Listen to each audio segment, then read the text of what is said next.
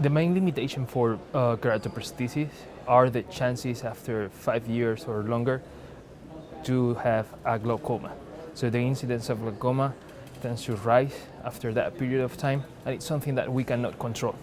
Apart from that, we have other limitations regarding the follow-up, the patients, the need of the patient. So the patient has to receive a drop of antibiotic every single day of his life after receiving this device.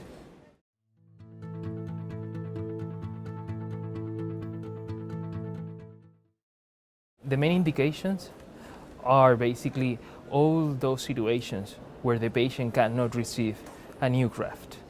Some people, because of neovascularization, after a keratoplasty and they need another regraft, those patients are the perfect ones to receive a Boston kPro. A Boston kPro type 1, most of them, and in those cases where they have a dry eye syndrome, a severe dry eye syndrome, then they can receive a Boston keratoprosthesis type 2. Contraindications. The main contraindications for Boston keratoprosthesis is the visual prognosis. If those patients cannot see after opening this window in the cornea, then usually we shouldn't perform a Boston keratoprosthesis implantation because they are not going to gain any visual acuity if they have a damage on the retina, if they have a final glaucoma. So we shouldn't try using those devices here.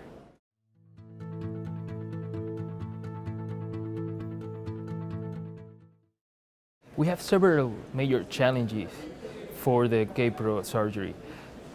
One of the important ones regarding the surgery is the assembly of the kPro, of the device, with a donor cornea, which is the carrier that we use for the implantation of the device. Sometimes some surgeons can have some difficulties to assemble this combination, but it's something that you can easily control with some experience, and also it's a relatively easy procedure for a corneal surgeon.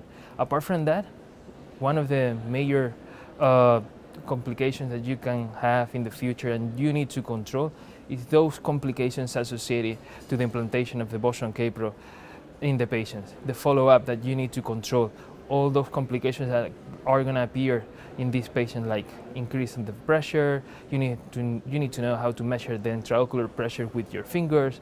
You need to control inflammation. You need to control possible infections, and this is the hard part of the surgery of the Boston kPro, the complications and the follow-up of the patient.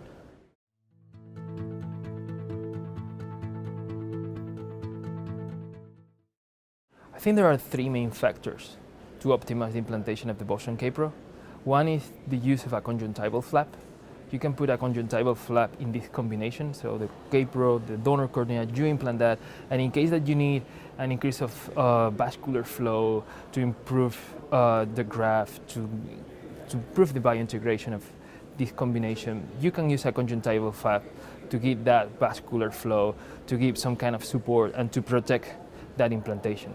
There's another factor, which is the implantation of an ACMEP valve.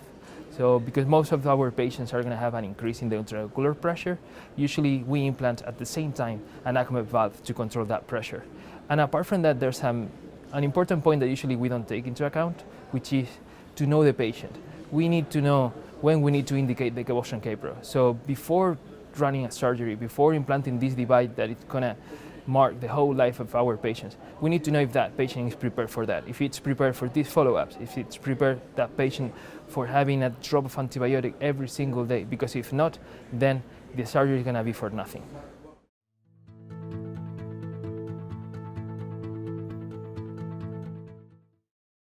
The cost effectiveness of the Boston kPro hopefully can be improved in the future thanks to all the research projects that we are running in the Boston kPro group at Masenier. There are several projects trying to control the inflammation and hopefully all those complications associated to the Boston kPro, like glaucoma.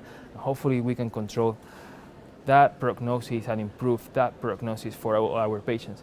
And for directly decrease the cost of the Boston kPro, we are working to create a new device based on a donor graft that can be integrated to the Boston kPro directly. So we, for example, avoid the assembly process.